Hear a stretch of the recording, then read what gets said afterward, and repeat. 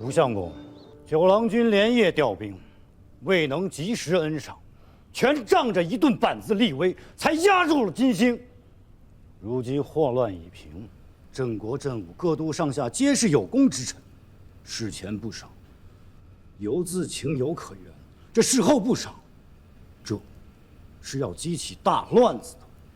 宣城侯，程昭岳谋逆，一夜之间，山岳社在国中60多家分号铺子，有42家一把火烧了个干净，其余20多家只剩下一片片空房子、空院子，财货、银券、钱币、粮米却是半分皆无。朝廷兴大兵，大王如今连给汴梁朝廷的年贡都凑不出来。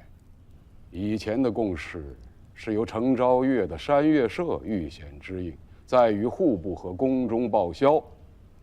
如今程昭岳已死，山岳社变成了个空壳子。这8万两匹银券，你只管与程昭岳去要，老夫这里是分文没有。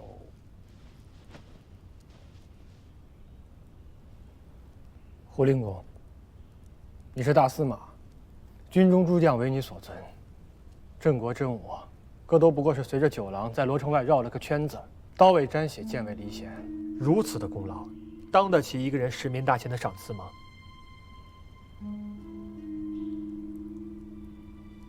七郎君，军中的那些娃娃们都是讲理的。张云这小子年轻，说的不对，有赏无赏，不是看是先是后，无功便不当赏，有功便不当不赏。九郎君，是。那一夜你是带兵的主帅，可否请郎君跟大王和当殿文武说说，平息程昭岳之乱？你麾下的那些儿郎，是有功还是无功？是该赏还是不该赏？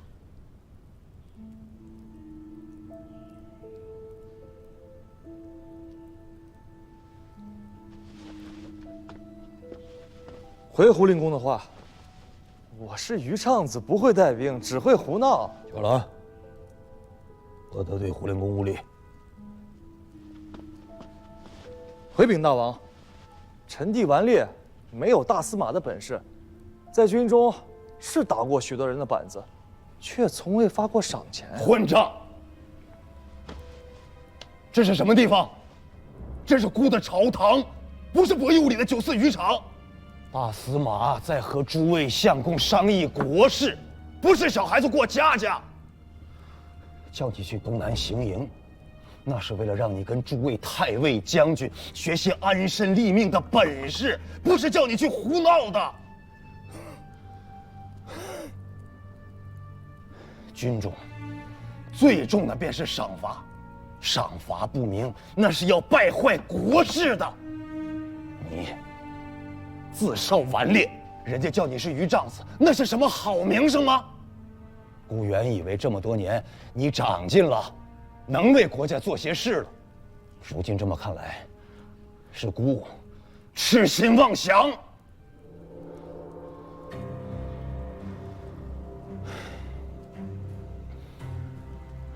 完了，孤每日多少正事要做，没心思与你置气。拔去你那衙右通军事之职，交还兵符。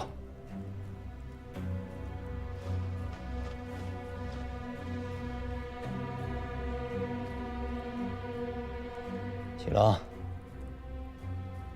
收了他的兵符。王兄，连你也要抗命！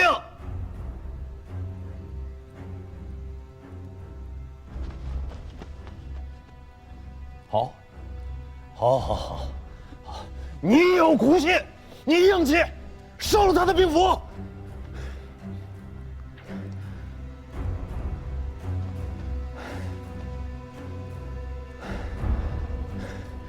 程昱大司马，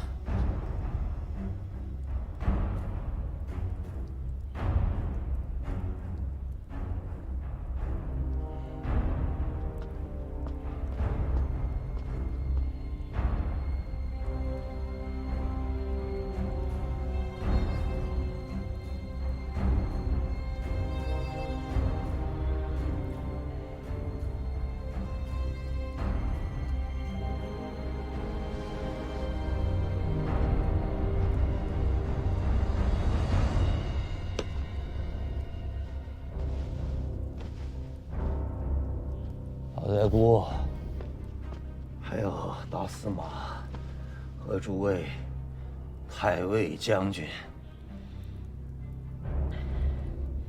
你既不会带兵，故也不难为你。滚去台州，坐上一任之州，好好体味一番什么叫做世道艰难。臣弟谨奉王教。明日一早便启程出发，沿途不许耽搁，更不许生事滋扰地方。若再让孤知道你敢胡闹，断不轻饶。不必等明日，臣弟现在就回家收拾行囊，连夜动身，不在杭州，挨六哥眼。混账！扶不上墙的烂泥！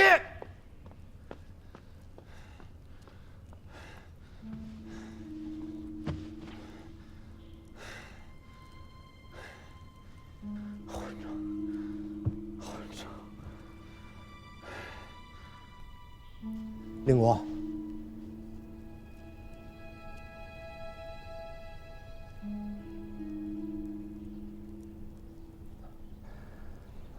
哎呀，令国，这赏赐，末将和弟兄们委实是不敢要了。九郎君乃大王的爱弟，却因此事贬至台州。纵然此时大王盛怒之下，不及细思啊！日后回想起来，心中难免对末将和兄弟们心存怨恨。那不成了祸事了吗？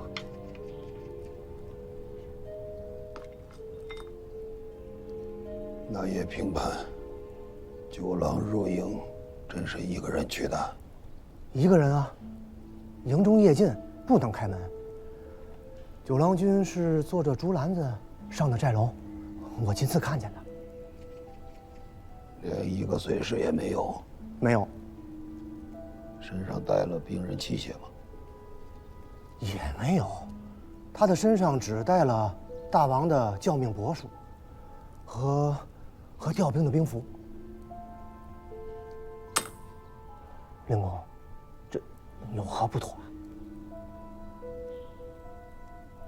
无妨，一个小孩子罢了。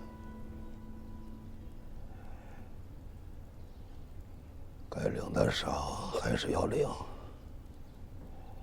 立了功便要受赏，这是天经地义的道理。便是中原天子，也不能乱了这个道理。只是国家事多，国库空虚，便少要一些。哎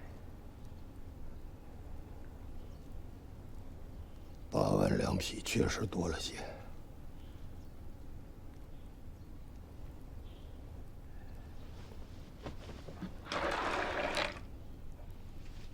砍掉一半，每个族士也能落袋5、6千钱，也算体面，就不叫大王为难了。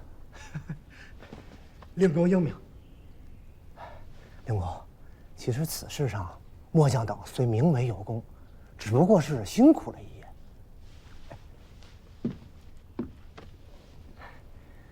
并未经得厮杀，也未曾有斩首。别说是5、6千钱了，哪怕是700、800钱，那弟兄们都不敢嫌少啊。这是规矩，你不懂。武城那个相公也不懂。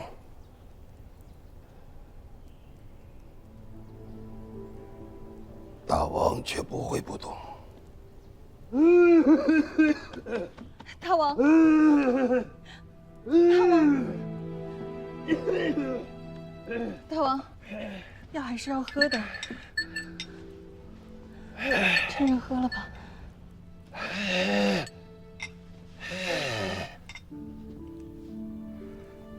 给我吧。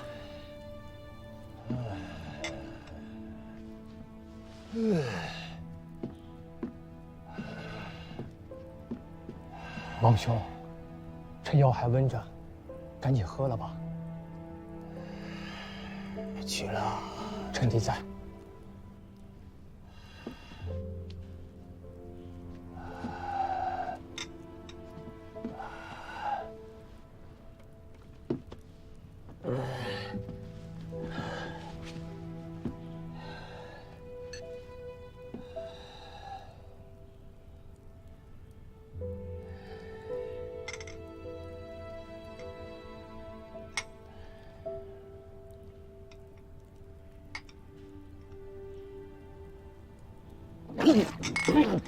王兄，王兄，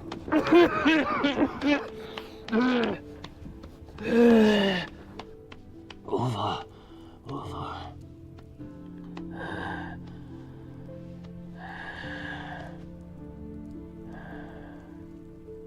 你去吧，去吧。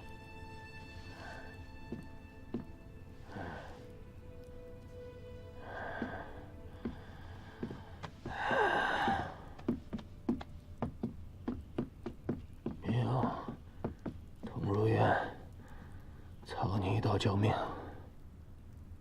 武城，大丞相，拜魏武军节度使，知福州市。王兄，这还不明白？萧山大营6000卫兵，一干将从，再加上一位当朝的大司马，一个酒郎，分量够吗？王兄把酒郎贬往台州，是为了安抚军中。一个当朝丞相，一个宗亲王帝，这分量应该是够了。平乱的犒赏，硬是能少发些了。此事太过荒谬。军中无小事。当年吴永都兵乱，根子也在钱上。父王在日，每每驱驰士卒，也都是把赏赐摆在头里。如今这天下，便是这样的规矩。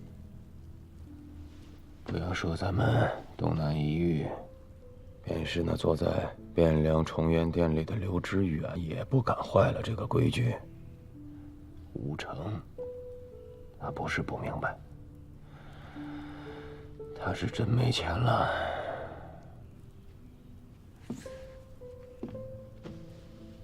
你去与他说，就说姑知道，委屈他了。他是你我兄弟的姑父，自家人，姑知道，他能体谅。不过此番去福州，他却不能闲着，或请或绑，叫他把那个李仁达给姑送到王都来。是。臣弟这就去办。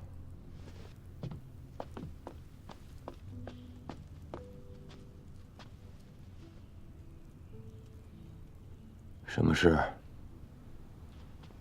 大王，秋郎君来同大王请辞。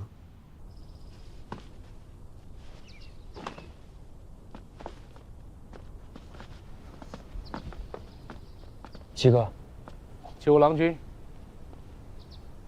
大王召郎君觐见。进去吧。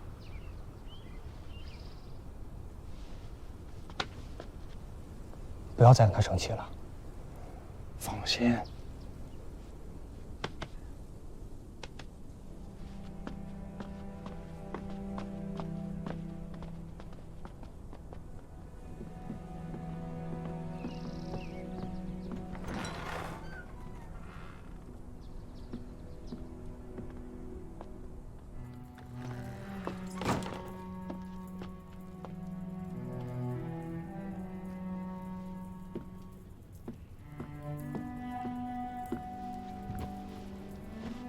臣弟特来向大王辞行。都收拾好了。啊，收拾好了。带了几辆车？多少随扈？只带了1辆车，10名随扈。在家千日好，出外一时难。穷家富路，这1辆车仅够了。再说了，臣弟也没想着要走陆路，出了城，到了博弈坞，便登船了。哎，臣弟是个懒的，吃不得太大的苦头。坐船？臣弟若是空着身子去台州，那也太对不起6哥当殿闹的这一场了吧？那自然不能白去啊。知道姑为何叫你去台州？知道。这个担子太重，确实委屈你了。臣弟身量小，力气又不足，却总得试一试才知道啊。今日在殿上，你有些莽撞了，知道吗？老令公都90了，想必也不会跟我这个小晚辈计较。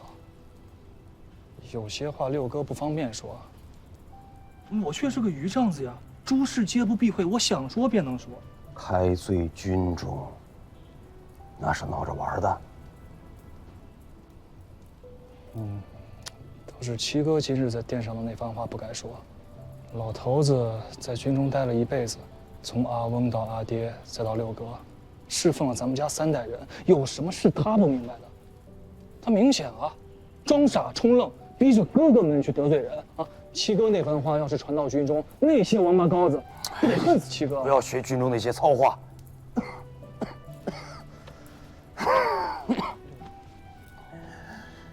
你是王子，也是王弟，不是囚霸。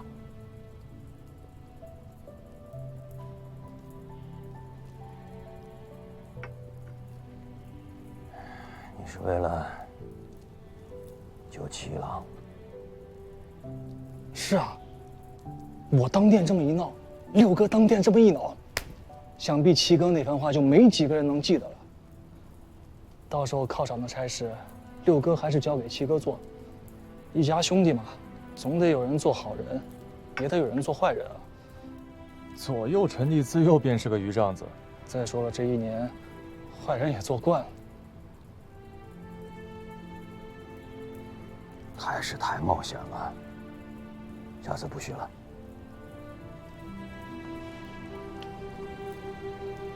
诺。姑父，大王也是权宜之计。军中都是些粗人，不明白什么大义道理，更不懂得国事艰难。伯父且去福州安置。大王说，李仁达此人在福州经营把持时候太久，需想个法子调回王都来缉你。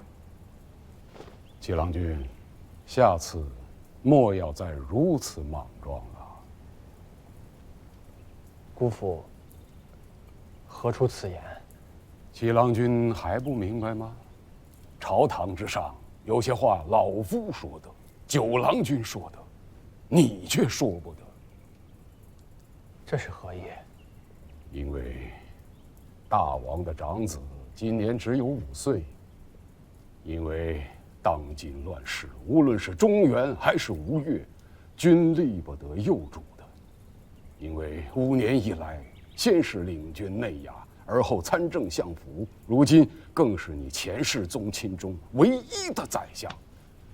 大王对你寄予厚望。姑父，我断无此心。糊涂！朝局如此，明眼人都能看明白。若是大王欲替康健，事情尚有余地。可如今大王时少时烦，每夜只睡2个时辰。一旦倒下，你这个前世宗亲之首，若是不能承其门户，国家将有不忍言之事。朱温、李嗣源死后，诸子正位将京师做了战场，手足相残，人伦崩坏。文臣军将各项依附，朝野上下杀了个人头滚滚，血流成河。大好的江山，最后都便宜了外姓之人。无论你自家认与不认，此时此刻你就是吴越的储君。老夫这个首相可以开罪军中，九郎可以开罪军中，你却不能，因为你是储君。无论何时都不能失了军心。这是明摆着的事，大王明白，胡金嗣明白，丞相府一乡三参都明白，就连九郎君也明白。所以今日殿上他才站出来闹上一场，所以大王才必须要将老夫及九郎贬往外郡，给军中诸将一个交代。因为你是储君，要保住你，只争出去一个年轻的九郎，分量不够。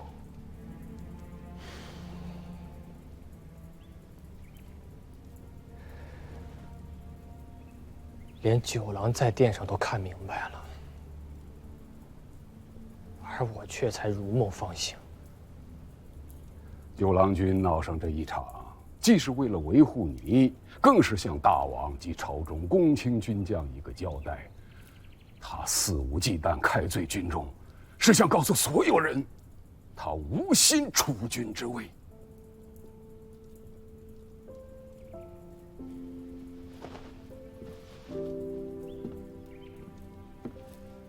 姑父和九弟一片苦心，钱弘宗惭愧无地。